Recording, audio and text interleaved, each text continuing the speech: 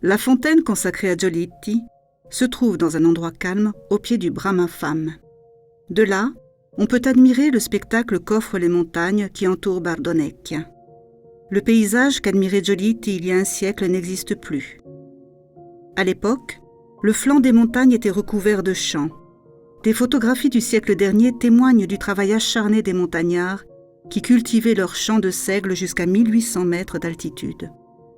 Le village vivait d'une économie de subsistance basée sur les quelques ressources que prodiguaient de courts étés et de longs hivers. On se nourrissait principalement de pain et de lait.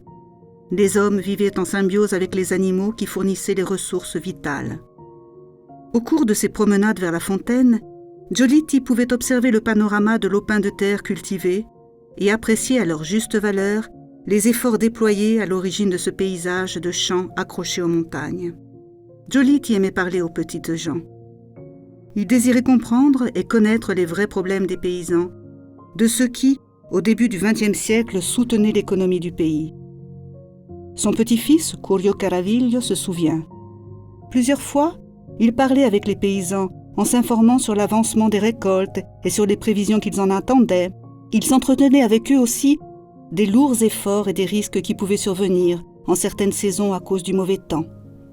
Il était bien conscient des dures conditions de travail et de vie des montagnards pour avoir passé lui-même son enfance dans les montagnes de Cuneo.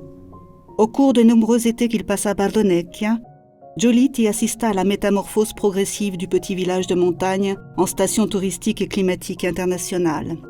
En effet, le village avait commencé à s'ouvrir au tourisme au début du XXe siècle, grâce au chemin de fer et au tunnel du Fréjus qui l'avait sorti de l'isolement.